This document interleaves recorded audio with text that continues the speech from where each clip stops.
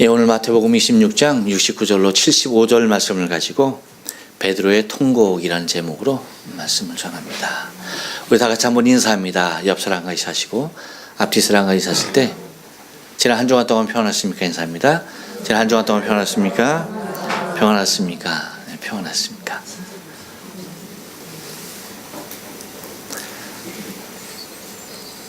운동하기 참 좋은 계절이죠. 점점 좋은 계절이 우리에게 찾아오고 있습니다. 여러분들은 별로 운동을 안 좋아해서 운동하기 좋은 계절이죠 하니까 분위기가 싸해지는 것을 느낍니다.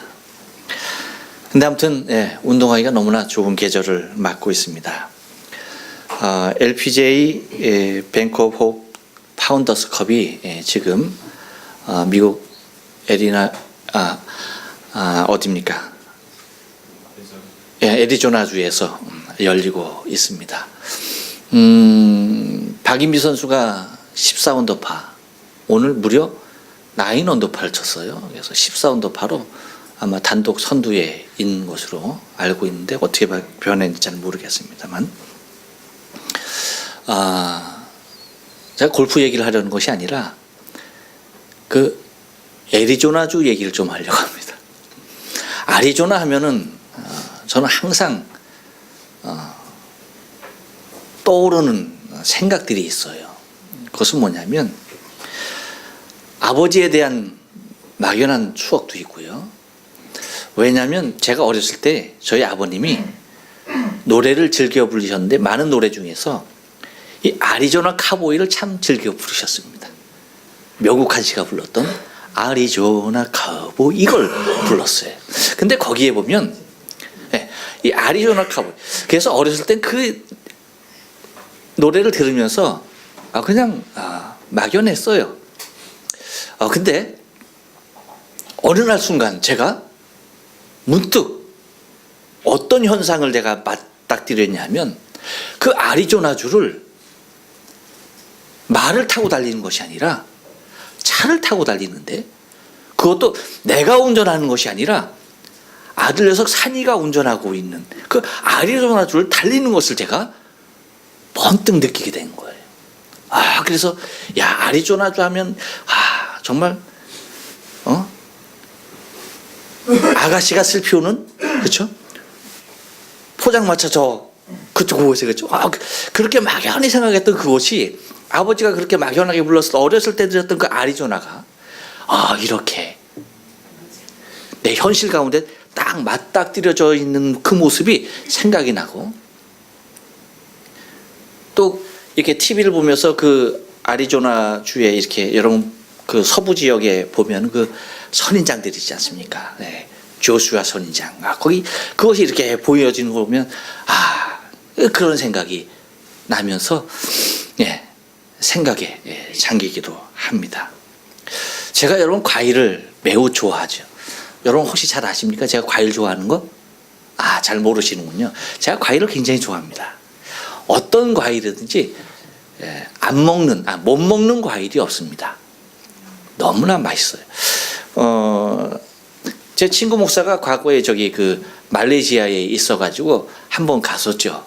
그랬더니 과일에 왕이래나 여왕이래나 하면서 두리안이라고 하는 것, 그렇죠? 두리안. 그런 것을 이렇게 주면서 이거 아마 못 먹을 걸 그러더라고요. 먹었어요. 근데 저는 맛있더라고요. 처음에 먹은 사람은 냄새나고 그런데, 근데 얼마나 맛있게 잘 먹었는지 그랬어요. 침이 넘어가네요.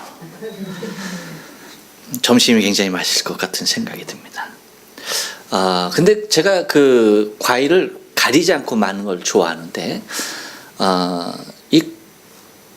그 과일 중에서도 이제 특히 이 뷔페 식당에 가면은 제가 즐겨 먹는 과일, 제가 뷔페를 별로 좋아하지 않아요. 왜냐하면 많은 음식이 있어서 거기서 골라 먹는다는 게 굉장히 싫어요. 그래서 저는 그냥 김치찌개 하나, 그것이 너무나 좋은 거예요. 제 아내가 일주일 동안 자리를 빈 사이에도 김치찌개를 갖다 이만한 냄비로 하나를 끓여놨어요. 그걸 강의하고 저하고 다 먹었다는 것 아닙니까? 마지막 국물 한 방울 남기지 아니하고 그 국물에 밥을 비워서까지 다 먹었습니다. 근데 거기 그 뷔페에서 어떤 식당에 가면은 여러분 그 과일 나오는 과일 중에 라이치라고 하는 것이 있어요. 아시죠? 라이치. 그 라이치를 제가 상당히 또 좋아합니다. 그래서 다른 건 이렇게 좀 안 먹어도 그 라이치는 막 이렇게 싸가지고 많이 먹어요. 많이 먹는데 제가 그 라이치를 처음 먹었을 때 그 맛을 지금도 단맛과 아울러서 맨 마지막에 야릇한 향이 나는 거예요. 야릇한 단맛과 함께 마지막 끝맛이 도는 그 이상한 향. 그것이 이게 처음 접하는 향임에도 불구하고 이게 뭔가를 생각나게 하는 거 있죠. 이 맛 언젠가 어디선가 먹어본 맛이에요. 이 맛이. 근데 어디서 먹어봤는가 곰곰이 생각이 잘 떠오르지 않아요. 근데 찾아냈지 않았습니까? 어떤 맛이더라고요? 옛날에 제가 겨울방학 때 시골에 가면 고구마를 그 쇠죽 끓이는 그 불을 끓인 다음에 그 숯불에다가 넣어서 이제 군고구마를 구워 먹습니다. 근데 어떤 고구마를 먹을 때 그 맛이 나는 거예요. 그 맛이 뭐냐면 언 고구마를 갖다가 구워서 먹으면 그 맛을 제가 이건 좀 그렇다 했는데 라이치를 먹는데 그 향이 나는 거예요. 그 맛이 나는 거예요. 그래서 이 라이치에서 옛날에 언 군고구마 구워 먹었던 그 맛이 여기에 있구나 하는 것을 느끼게 되더라고요. 제가 왜 이런 말씀을 드리냐면 오늘 여러분 본문 중에 정말 가장 중요한 말이 뭐냐면 한번 따라서 생각나서 이겁니다. 생각나서 생각이 나요. 생각이 까맣게 잊어졌던 일인데 생각이 나는 거예요. 생각이. 당장은 생각나지 않는 일임에도 불구하고요. 연상되어져서 생각나는 일들이 우리에게 있다는 겁니다. 그래서 여러분 우리의 삶 가운데 경험이 매우 중요하게 여겨지는 부분이 바로 여기에 있어요. 그냥 과거에 지나간 한 시간에 한 경험에 하나의 사건에 불과한 일인데 이런 것들이 내가 삶을 살아가면서 이것이 굉장히 중요하게 내 삶 가운데 아주 요긴한 모습으로 야기되어질 때가 있다는 것입니다. 그냥 잊고 한 번 경험으로 지나쳤던 일임에도 불구하고 그것이 나에게 너무 중요하게 내 인생 가운데 요긴한 모습으로 양약이 될 때가 있다는 것이에요. 여러분 우리가 오늘 본문을 통해서 보는 베드로, 오늘 이제 세 번째 베드로를 우리가 생각해 보는데요. 베드로는 자신이 주를 부인할 것에 대하여서 전혀 생각할 수 없었던 사람입니다. 자신이 주를 부인한다고요? 있을 수 없는 일이었습니다. 여러분 우리가 베드로의 욕망에서도 우리가 살펴봤듯이 베드로는요 주님을 통해서 자신의 손에 거머쥐려고 했던 엄청난 것이 있었기 때문에 모든 제자들은 다 주님을 버리고 도망갔지만 마지막까지 주님의 주위에 머물면서 그 결국을 보려 했던 것을 마태가 이야기했잖아요. 여러분 58절 말씀입니다. 한번 보실래요? 58절 말씀 보면 이렇게 얘기합니다. 같이 읽죠? 시작. 베드로가 멀찍이 예수를 쫓아 대제사장의 집 앞들까지 가서 그 결국을 보려고. 예. 뭐라고요? 제가 빨간 글씨로 표시해 놨어요. 결국. 그 결국을 보려고. 그러니까 이러한 베드로 앞에 주님을 부인하게 될 것은 베드로에게 있어서는 결코 있을 수 없는 일이었던 것입니다. 그러나 주님께서 말씀하시는 닭 울기 전에 3번 나를 부인하리라 라고 말하는 이 말씀은 베드로의 의지 가운데 결코 들어올 수 없었던 그러한 말씀이었습니다. 하지만 여러분, 이러한 베드로에게 때마침 주님이 말씀하신 것이 생각나게 되어지는 결정적인 계기를 통해서 베드로는 그 말씀이 생각이 나고 밖에 나가서 대성통곡하게 되어지는 말씀이 오늘의 본문의 내용입니다. 여러분, 그래서 오늘 베드로의 통곡, 이 통곡의 의미가 과연 무엇일까? 오늘 말씀을 좀 생각하면서 은혜를 함께 나누길 원합니다. 여러분, 베드로의 통곡은요, 한번 따라서 합니다. 특별한 은혜입니다. 예, 여러분 75절 상반절 말씀 보니까 이렇게 얘기해요. 닭 울기 전에 라고 말합니다. 닭 울기 전에. 여러분, 우리가 알다시피 닭은 가끔 우는 동물이 아닙니다. 무슨 말씀인지 아시죠? 닭은 날마다 우는 짐승이에요. 그러니까 닭의 울음이라고 하는 것은 결코 특별한 일이 아니라는 것입니다. 그런데요, 이 특별한 일이 아닌 이 평범한 일, 이 사건이 매우 특별하게 느껴질 때가 있다는 것이에요. 근데 여러분, 이것이 매우 중요해요. 이것이 여러분 보편적으로 일어날 일인데 그냥 의미 없이 그냥 나를 그냥 스쳐 지나가는 일들이 얼마나 많이 일어나는지 몰라요. 그런데 그 중에 하나, 어떻게 그날의 닭 울음소리는 이것은 베드로에게 너무나 중요한 것이었어요. 다시 말하면 은혜였던 것입니다. 타이밍이 아주 절묘했어요. 기가 막힌 타이밍입니다. 여러분 74절 말씀 보면 이렇게 얘기해요. 봐요. 저가 저주하여 맹세하여 가로되 내가 그 사람을 알지 못하노라 하니, 닭이 뭐라고요? 빨간 글씨로 써놨죠. 닭이 뭐예요? 곧 울더라. 곧 울더라. 모른다고 3번 그렇게 부인했는데, 야, 때를 맞춰도 어떻게 그렇게 기가 막히게 맞춰? 저주하고 맹세하여 나는 모른다라고, 그 사람을 알지 못해라고 말이 맞춰지는 그 순간 누가 달구름 소리 기가 막히게 낼 수 있는 분 계십니까? 꼭 끼어 하는 것이었습니다.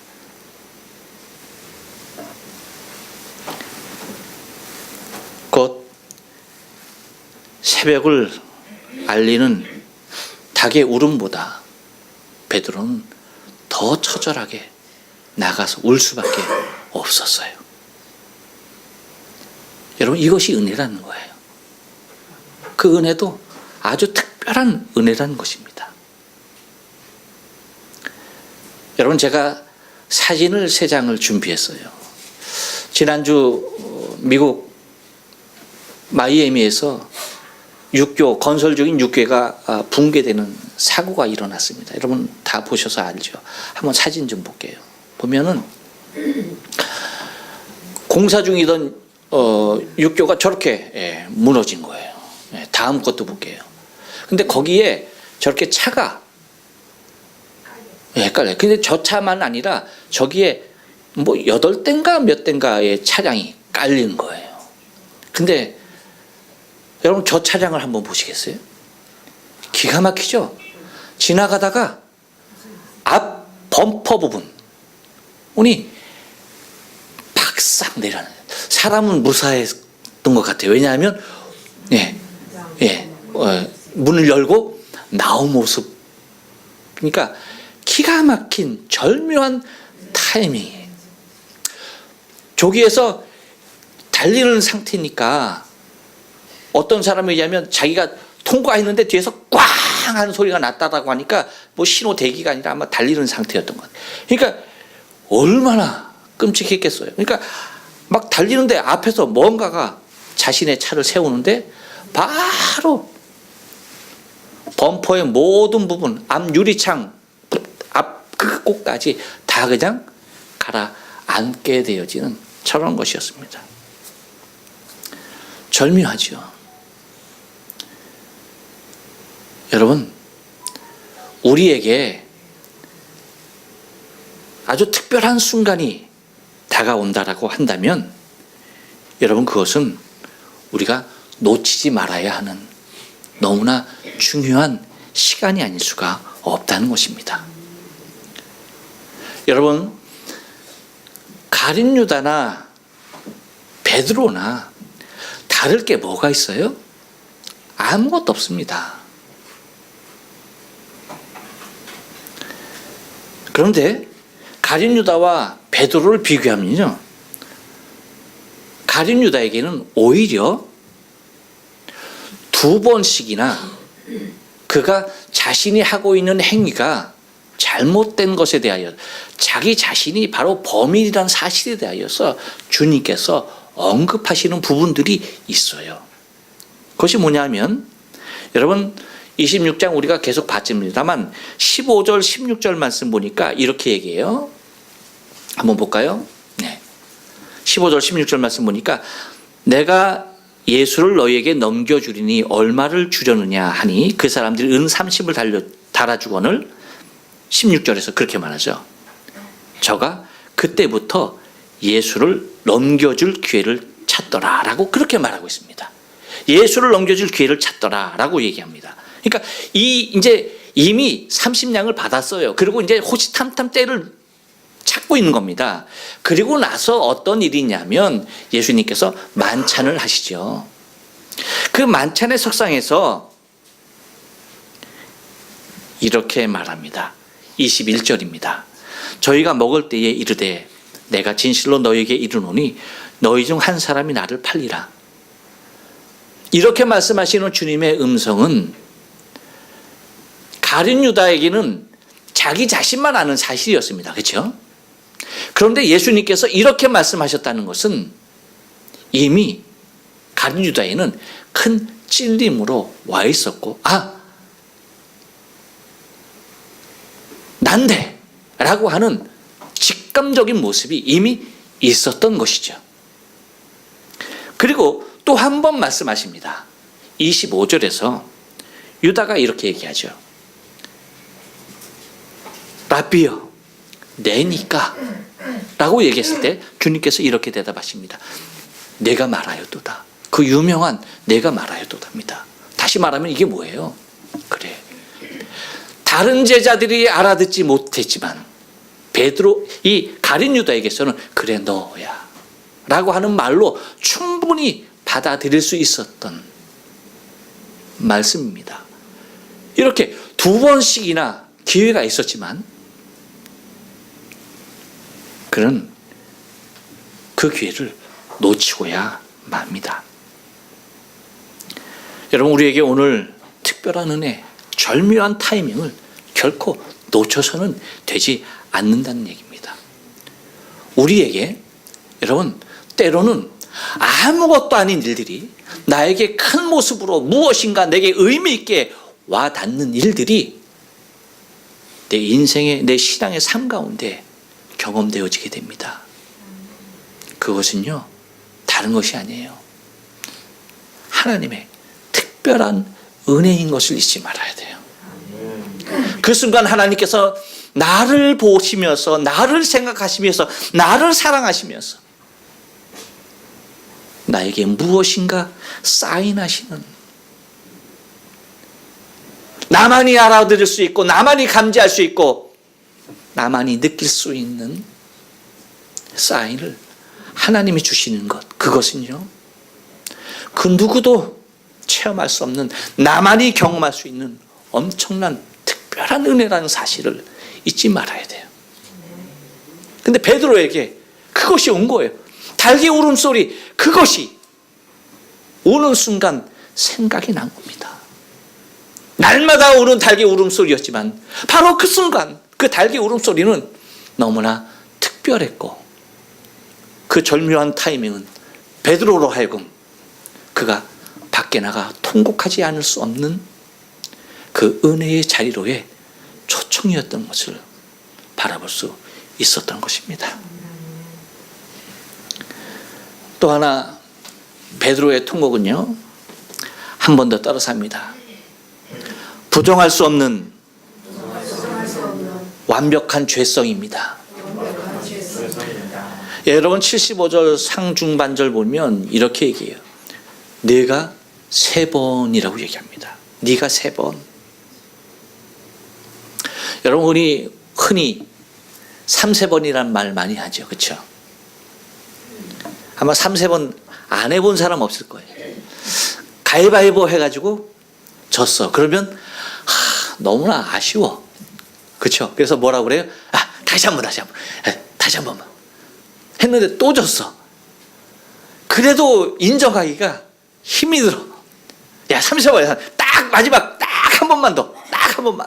사정사정해서 뭐 합니까? 한 번 더 가위바위보를 합니다. 이거 안 해보신 분 손 들어보세요. 다 해보셨군요. 무슨 말입니까? 베드로에게 있어서 3번이란 얘기는요, 이제 더 이상 그는 그 무엇으로도 변명할 수 없는, 완벽하게 내가 주님을 부인했다라는 사실을 인정하지 않을 수가 없었던 일입니다. 여러분 우리의 삶 가운데 우리를 병들게 하는 것 중에 하나가 뭐냐면 적당히 늘어놓을 수 있는 변명들이 있다는 것이에요. 이것 때문에 그랬어, 저것 때문에 그랬어 하면서 적당하게 핑계를 대요. 늘어나요. 이런 것들이 여러분 우리의 삶을 좀먹어가고 있는 거예요. 병들게 하고 있는 거예요. 2006년, 지금도 잊혀지지 않습니다. 2006년. 장로님 그때 계셨나요? 2006년? 독일 월드컵 때? 2007년. 2006년 때 독일 월드컵이었죠? 월드컵을 했습니다. 그러니까 2002년에 한일 월드컵 있은 그 다음에 독일 월드컵이라서 그 기대감이라고 하는 것은요, 이루 말할 수가 없었죠. 그래서 그 기대감이 얼마나 컸었는지 당시 우리 교회가 신주쿠 있을 때 거기서 시차가 있잖아요. 한국 월드컵이 있으면 프로젝트로 해서 교인들이 함께 밤을 새서 그걸 봤어. 대한민국 하면서 외치면서 그걸 했네. 그러고 나서 그 시간을 기다리는 시간을 뭐 했냐면요, 탁구를 쳤어. 탁구를 갖다가 얼마만큼 쳤냐면 밤새도록 탁구를 치고 새벽 4시 50분 되면 끝났어요. 왠지 아세요? 5시에 새벽 기도를 해야 되기 때문에. 그렇게 탁구를 밤새 했어요. 성도들 다 같이. 근데 그래서 이제 제가 이렇게 탁구를 열심히 하려고 한다면 탁구 라켓을 하나 사야죠. 그래서 탁구 라켓 점에 가서 탁구 라켓을 하나 샀습니다. 어떤 라켓을 살게요? 어떤 라켓? 여러분 시험에 들지 마세요. 그 가게에서 그 당시 제일 비싼 라켓을 샀어요. 2만엔. 조금 놀라시는구나. 많이 놀랄 줄 알았는데 여러분 별로 안 놀라시네요. 다 가네모치라서 2만엔. 상상도 못할 일입니다. 근데 제가 그걸 산 이유가 있어요. 이유가 뭔지 아세요? 핑계거리를 없애야 되겠다. 라켓이 나빠서 안 됐어. 야, 나 라켓 나빠서 안 됐어. 라고 얘기할 것. 아주 그 근거를 싹둑 잘라버려야 되겠다 싶어서 그렇게 했어요. 물론 그 라켓이 지금도 쓰고 있는 라켓입니다. 이유가 뭐예요? 핑계. 이것 때문에 그래, 저것 때문에 그래. 이 상황이라 그랬어, 저 상황이라 그랬어. 이 일 때문이야, 저 일 때문이야. 이것 때문이야, 저것 때문이야. 라고 하는 여러 가지 변명과 핑계거리들이 우리의 삶 가운데 얼마나 많은지 몰라요. 어떻게까지 얘기합니까? 야, 미안해. 아까는 내 정신이 아니었어. 미안해. 내가 이제 정신이 드네. 하면서 무엇까지 핑계대면서 내 정신까지 핑계대면서. 야, 잠깐 나 뭔가 쉬었었어. 미안해.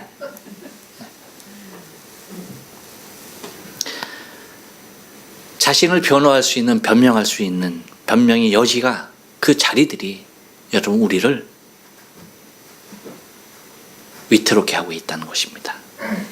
근데 여러분, 베드로에게 있어서 이 세 번의 부인은 그 어떠한 말로도, 그 어떠한 상황으로도, 그 어떠한 핑계로도, 그 어떠한 변명으로도 부정할 수 없는 자신의 완벽한 죄성을 인정할 수밖에 없는 바로 그러한 모습이었던 것입니다. 그래서 베드로는 자신의 죄성, 그 세 번을 그렇게 자기도 인지하지 못한 상태에서 그렇게 저주하면서까지 부인했던 그 모습의 죄성에 대한 모습을 깨닫고 나가서 통곡할 수밖에 없었던 것입니다.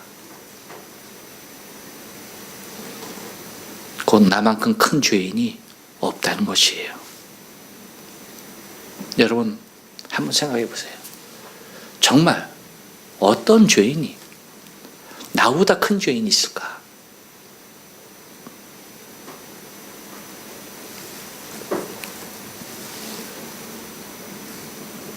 베드로는 스스로 생각하길 나보다 완벽한 죄인은 없다라고 생각이 되었던 것입니다. 그렇기 때문에 그는 나가서 울 수밖에 없었어요. 자신의 죄성을 바라보면서 통곡할 수밖에 없었습니다.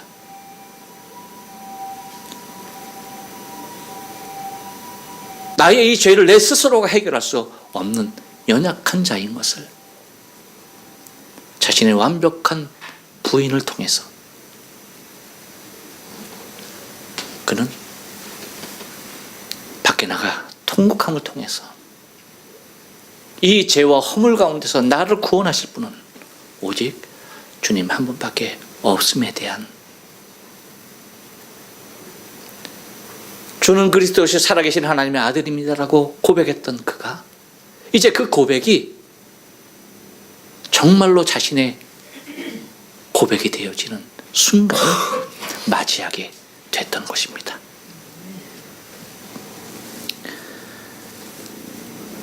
또 하나 여러분, 베드로의 통곡은요, 한 번 더 따라서 합니다.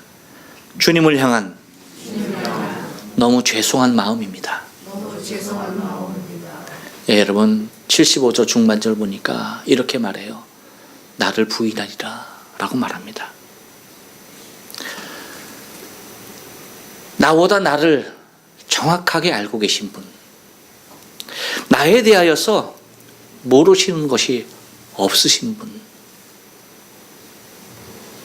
나보다 나를 더 사랑하시는 분, 그분이 누구냐면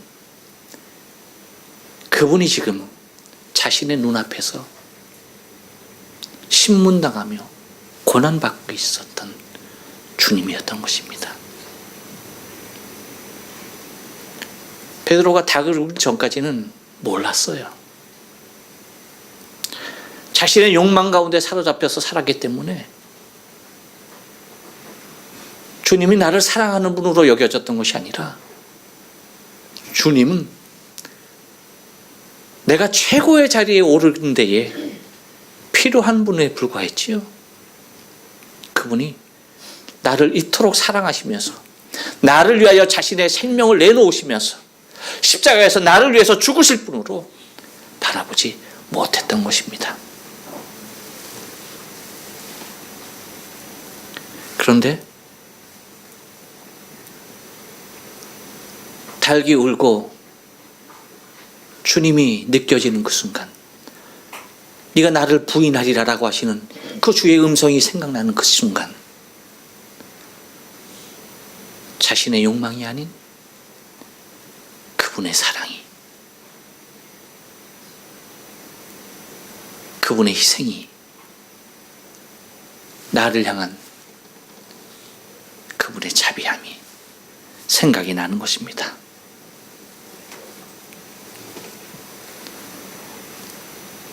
나는 내 욕망을 위해서 살았는데 이 욕망을 위해서 나를 살았던, 나밖에 몰랐던 나 자신을 위하여서 당신의 생명을 내놓으시는 예수님을 생각하게 되는 것입니다.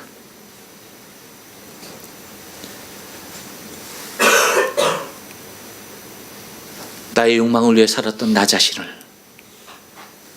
이제는 나의 모든 것이 되시는 주님으로, 그래서 나를 위해서 지금 죽음의 길을 걷고 계신 주님을 보면서 너무나 죄송한 마음이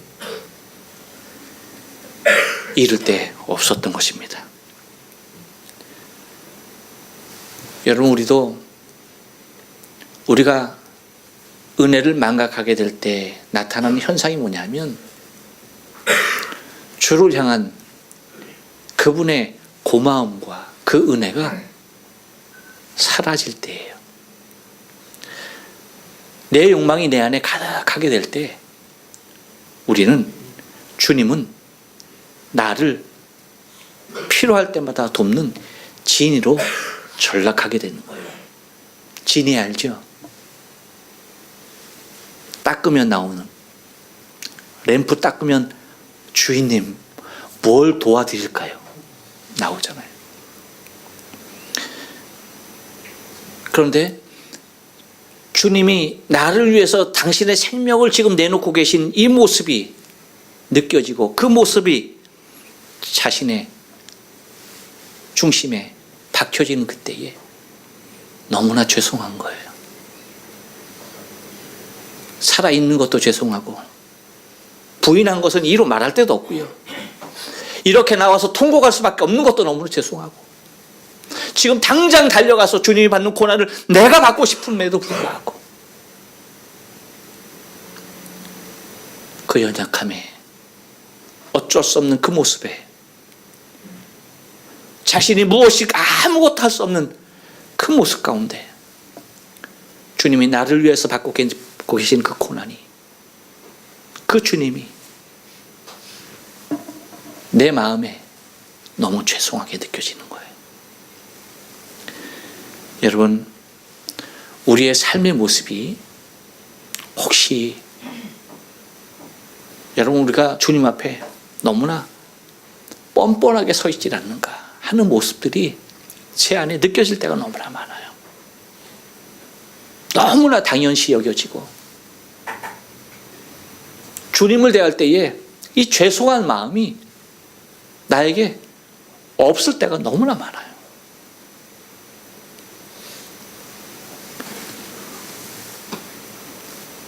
마른 눈물이 이것을 증명할 때가 너무나도 많습니다. 순간순간 우리는 베드로가 느껴야 했던 이 통곡, 이 주님을 향한 너무나 죄송한 마음이 우리 안에도 순간순간 살아나 우리의 중심의 삶이 주 앞으로 점점 더 가까이 나올 수 있는 저와 여러분이 삶이 되어져야 할 줄로 믿습니다. 기도하십니다.